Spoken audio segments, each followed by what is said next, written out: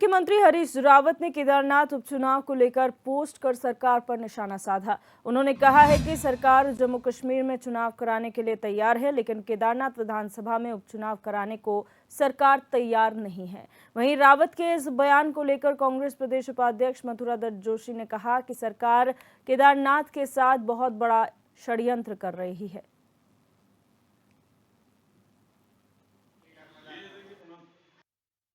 सरकार को खतरा है, सरकार अपनी हार सुनिश्चित देखकर केदारनाथ के चुनाव को टाल देगी, एक षड्यंत्र के तहत टालेगी।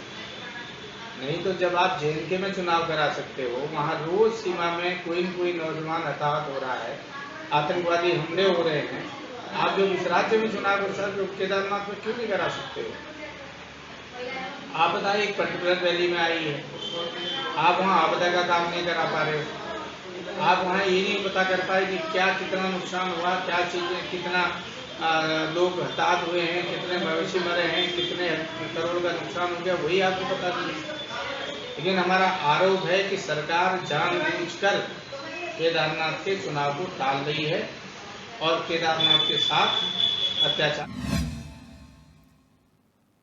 और हमारे संवाददाता हिमांशु गौड़ हमारे साथ लाइव जुड़ चुके हैं। हिमांशु, जिस तरीके से केदारनाथ उपचुनाव का जिक्र लगातार हो रहा है, यहाँ पर पूर्व मुख्यमंत्री हरीश रावत ने क्या बयान दिया है और उसको लेकर किस तरह से राजनीति प्रदेश में हो रही है?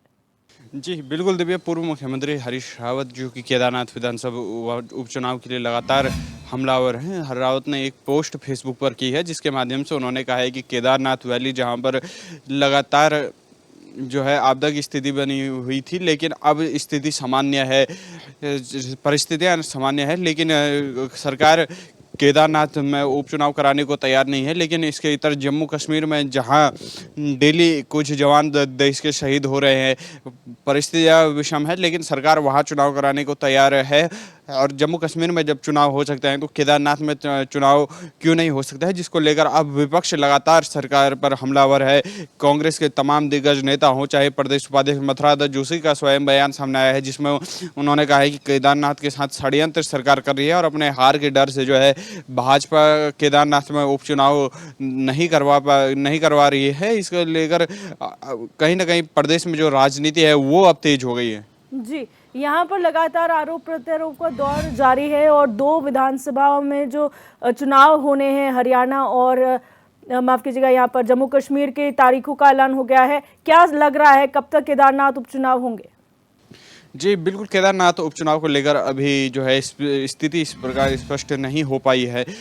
राज्य निर्वाचन आयोग ने भी कोई इस पर अभी बयान जारी नहीं किया है और हालांकि सरकार का कहना है, सरकार के जो मंत्री है उनका कहना है कि जल्द ही केदारनाथ विधानसभा में बाई इलेक्शन कराए जाएंगे और उसके तुरंत ही बाद निकाय और पंचायत चुनाव भी प्रदेश में साथ ही कराए जाने की उम्मीद जो है वो जताई जा रही है। और केदारनाथ बाई इलेक्शन को संभवतः अक्टूबर के अंत तक जो है राज्य में केदारनाथ बाई इलेक्शन जो है वो संपन्न हो जाएंगे।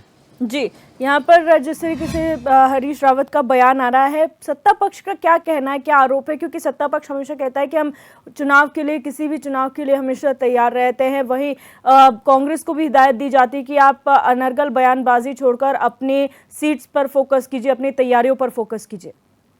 जी बिल्कुल, भाजपा के जो तमाम नेता हैं उनका ये कहना है कि हरीश रावत अब बुजुर्ग हो गए हैं और फेसबुक में चर्चाओं में बने रहने के लिए रावत अमूमन इस प्रकार की पोस्ट किया करते हैं, अमूमन इस प्रकार की बयानबाजी जो है वो हरीश रावत किया करते हैं। और हरीश रावत को जो है अब संन्यास लेने की तरफ जाना चाहिए। हरीश रावत को जो सगरे राजनीति है उससे अब दूर होना चाहिए और जो नौजवान युवा है उनको मौका देना चाहिए, ये कहीं ना कहीं बयान सामने आ रहे हैं। और भाजपा के तमाम नेता ये इस समय आश्वस्त दिख रहे हैं कि हम केदारनाथ बाई इलेक्शन जो है वो भारी मतों से जीत रहे हैं और कांग्रेस जो है इस चुनाव में कहीं भी हमारे सामने खड़ी नहीं है और हम हर समय चुनाव मोड में रहते हैं। ये भाजपा के नेताओं के इसके उत्तरार्ध में जो है बयान आ रहे हैं। जी, बहुत शुक्रिया हिमांशु हमारे साथ जुड़ने के लिए और तमाम जानकारी साझा करने के लिए। बढ़ते आगे, हरिद्वार पहुंचे स्वास्थ्य मंत्री डॉक्टर धन सिंह रावत ने संस्कृत अकादमी में बनाए गए ऑडिटोरियम का उद्घाटन किया। वहीं मीडिया से बात करते हुए उन्होंने कोलकाता रेप हत्याकांड पर बयान दिया। उन्होंने कहा कि पश्चिम बंगाल में सुरक्षा व्यवस्था बिल्कुल चौपट है। तो वहीं देहरादून के आईएसबीटी दुष्कर्म मामले पर मंत्री ने कहा कि कोई भी कानून से बड़ा नहीं है और जो दोषी होगा उसे सख्त से सख्त सजा जरूर मिलेगी।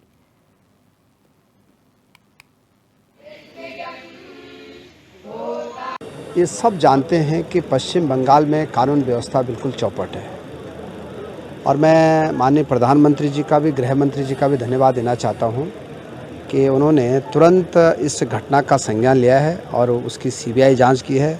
जितने डॉक्टर्स धरने पे बैठे या जिन्होंने भी आंदोलन किया है, हम भी उनके साथ संवेदनाएं व्यक्त की हैं हम लोगों ने, और भारत सरकार ने तुरंत जो है उस पर एक्शन किया है और अब ये भी कहा है कि किसी भी दोषी को बख्शा नहीं जाए। उत्तराखंड में तो ऐसा है कि कोई भी आदमी कानून से बड़ा नहीं है और मैं कह सकता हूं कि अगर कोई भी डॉक्टरों के साथ छेड़छाड़ करेगा या नर्स के साथ करेगा या पैरामेडिकल स्टाफ के साथ, तो हमने कड़े कानून बना रखे हैं, उनकी सज़ा जो है। बढ़ते हैं आगे। सावन के अंतिम सोमवार पर धर्मनगरी हरिद्वार के शिवालयों में भक्तों का सैलाब उमड़ पड़ा। भोलेनाथ के जलाभिषेक के लिए मंदिरों में श्रद्धालुओं की लंबी कतारें लगी रहीं। शिवालयों में हर हर महादेव के जयकारों से माहौल भक्तिमय हो गया। शहर के प्रमुख शिवालयों जैसे दक्षेश्वर महादेव मंदिर और शिवालिक नगर स्थित मंदिरों में भक्त बड़ी संख्या में पहुंच रहे हैं।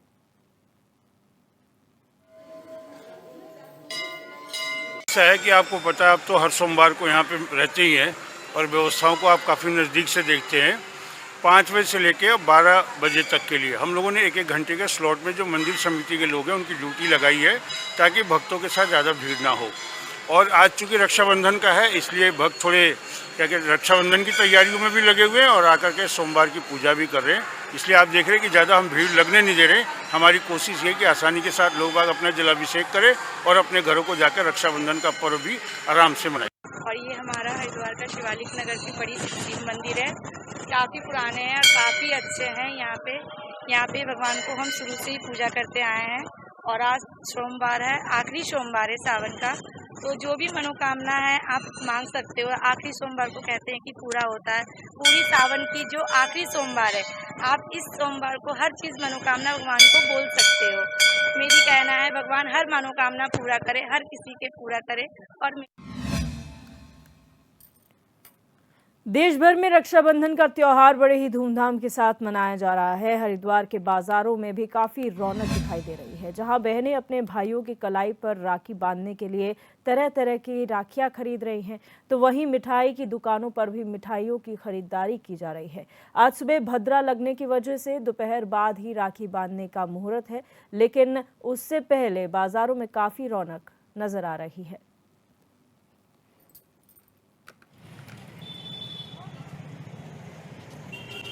ये एक भैया भाभी की राखी है जो अपनी मैन्युफैक्चरिंग करते हैं और अदर कंपनियों का जो लाते हैं, कलकत्ता का, गुजरात, अहमदाबाद का और कई राज्यों से जो जहाँ बढ़िया राखी बनती है सब आती हैं हमारे यहाँ। इस बार ये ब्रेसलेट में लेडीज राखी आई थी हमारे यहाँ, हमने खुद थानेदारनी भाभी, इस तरह से फंकी राखियाँ और विशेष ओरिजिनल चंदन के अंदर जो राखी तुम्हें कहीं नहीं मिलेगी वो हम मंगाते हैं, रियल में है ये अंबिका की। और बाकी अमेरिकन डायमंड के अंदर कुंदन की राखियाँ, विशेष बच्चों की राखियाँ बहुत प्यारी होती हैं, उसमें हर साल कुछ ना कुछ खिलौने में बनवाते हैं। मिठाइयों की आजकल तो त्यौहार में जी रक्षाबंधन पे घेवर की ज़्यादा डिमांड रहती है। घेवर बिकता है, खूब बिकता है, बाकी सब मिठाइयाँ बिकती हैं, लेकिन मेन जोर घेवर पे रहता है। किस तरह से? सेवियाँ भी होती हैं, मिठाइयाँ बंगाली भी होती हैं, मावे की भी होती हैं। अपने यहाँ कितने प्रकार की मिठाइयाँ मिलेंगी? मेरे यहाँ कम से कम होगी 50 तरह की मिठाई। कौन कौन सी मिठाई होती है जो लोग ज़्यादा खरीदारी करते हैं? मोस्टली तो घेवर चलता है आजकल, बाकी तो सभी बिकती हैं, लेकिन मोस्टली घेवर चलता है आजकल। आज रक्षाबंधन के उपलक्ष्य में राखी खरीदने आई हूँ। ये भाई बहनों का बहुत ही पवित्र त्यौहार है और इसमें बहनें अपनी भाइयों के लिए लंबी उम्र की कामना करती हैं और बहुत ही खुशियों भरा ये त्यौहार है। भारतवर्ष में इसे पूरे धूमधाम से मनाया जाता है। तो बस आज मैं ही शॉपिंग करने ही निकली हूँ और मुझे बहुत अच्छा लग रहा है, बहुत चहल पहल है। तो इस बार तो बहुत ही अच्छी राखियाँ देखने को मिल रही हैं, इवन नज़रबंद वाली भी राखियाँ आ गई हैं, बहुत अच्छी। बढ़ते हैं आगे। इंडियन पब्लिक स्कूल में 3 दिवसीय मिलेट्स महोत्सव का आयोजन किया गया, जहां कार्यक्रम में मिलेट्स मैन ऑफ इंडिया के नाम से जाने जाने वाले मैसूर निवासी डॉक्टर खादर वली भी पहुंचे। आपको बता दें कि मिलेट्स के लिए किए गए उनके योगदान की वजह से भारत सरकार ने उन्हें पद्मश्री पुरस्कार से भी सम्मानित किया है। वहीं कार्यक्रम को संबोधित करते हुए डॉक्टर खादर वली ने बताया कि वो मिलेट्स के माध्यम से सभी लोगों की रसोई तक मिलेट्स को पहुंचाना चाहते हैं।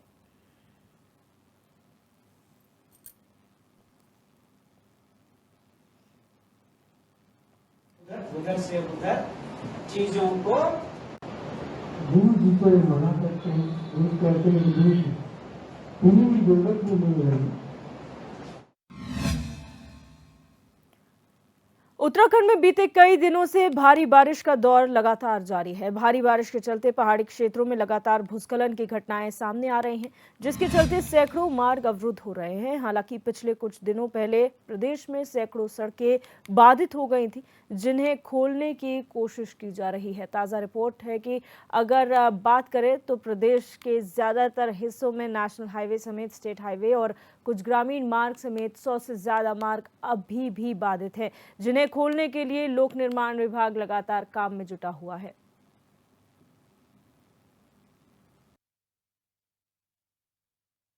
और आज हमारी PWD की मॉर्निंग रिपोर्ट के हिसाब से कुल 80 सड़कें बंद हैं, और जबकि ये आंकड़ा पिछले सप्ताह जो है 150 तक जाता था। और इसमें जो 80 सड़कें हैं, इसमें 10 बाईपास जो है स्टेट हाईवेज हैं, और बाकी आपकी विलेज रोड NDR रोड याद हैं, और PMGSY की भी लगभग 75 सड़कें बंद हैं। टोटल 175 सड़कें, 155 सड़कें पूरे स्टेट में बंद हैं। और इसमें से हमारी जो स्टेट हाईवे है, मैं उनका विवरण दे दूँ। जो 10 स्टेट हाईवे हैं वो 8 आज शाम तक और 1 कल तक खुल जाएगी। एक सड़क में थोड़ा सा ब्रीफ जैसा है, जिसमें थोड़ा समय लगेगा, बाकी मेजॉरिटी सड़कें आज शाम तक खुल जाएंगी। और आपदा में एक जो पुल की स्थिति है, हमारे लगभग छोटी मोटी छुट्टियाँ मिला के सब 31 पुलों में छुट्टियाँ हैं। जो वॉशआउट पुल थे उसमें अधिकांश हमने बना दिए, घनसाली का बना दिया, रानीखेत महान का बना दिया। एक पुल कल जो है खुल रहा है आपका यहाँ। कोलकाता के बाद उत्तराखंड के रुद्रपुर और देहरादून में हुई दुष्कर्म की वारदातों को लेकर बीजेपी सरकार विपक्ष को निशाने पर है, और इसी के चलते आम आदमी पार्टी के कार्यकर्ताओं ने हरिद्वार के भगत सिंह चौक से कैंडल मार्च निकालकर विरोध प्रदर्शन किया। इस दौरान कार्यकर्ताओं ने राज्य की कानून व्यवस्था पर गंभीर सवाल उठाते हुए राज्य सरकार को जमकर घेरा। कार्यकर्ताओं का कहना था कि देवभूमि में महिलाएं असुरक्षित महसूस कर रही हैं। प्रदेश में कानून व्यवस्था पूरी तरह से चरमरा चुकी है।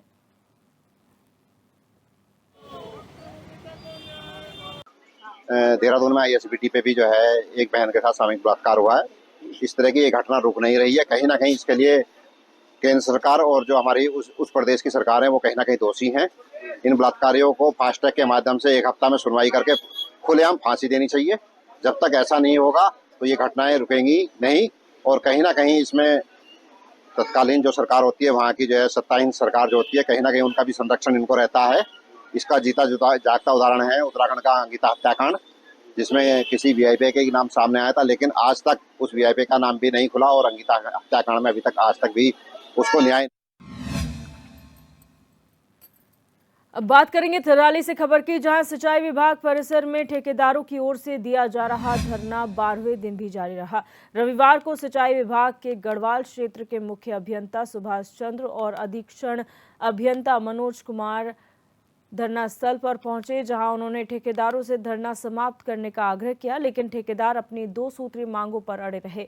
उन्होंने मुख्य अभियंता सिंचाई से अस्थायी अधिशासी अभियंता की नियुक्ति के साथ ही वित्तीय अनियमितता की जांच की मांग की है, जिस पर मुख्य अभियंता ने ठेकेदारों को आश्वस्त किया है कि उनकी ओर से जांच और स्थायी अधिशासी अभियंता की नियुक्ति को लेकर पत्रावली शासन को भेजी जाएगी।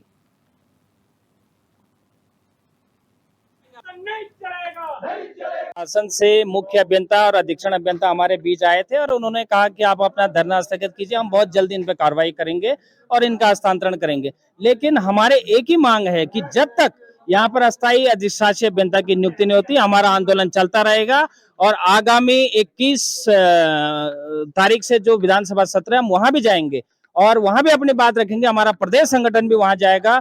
हम ये कह रहे हैं जब तक अधिशासी अभियंता की नियुक्ति नहीं होती हमारा आंदोलन जारी रहेगा और उनने इस बात से हमको आश्वस्त किया कि वो जाकर शीघ्र इस पर कार्रवाई करेंगे। हमने कई साक्ष्य उनके सामने रखे किस तरह से भ्रष्टाचार यहाँ पर प्रभारी अधिशासी अभियंता ने किए हैं, उसको देख के वो भी चौंक गए। उनने कहा इतना बड़ा भ्रष्टाचार तो हमने कभी देखा ही नहीं, ये तो हमारे संज्ञान में था ही नहीं। निश्चित रूप से सिंचाई विभाग में जो यहाँ पर भ्रष्टाचार का ये गोरख धंधा चल रहा है और उसके खिलाफ हम यहाँ पर लड़ाई लड़ रहे हैं। और हमारा साहब ने शासन को भेज दिया है, अब शासन स्तर से अग्रेतर कार्रवाई की जाएगी।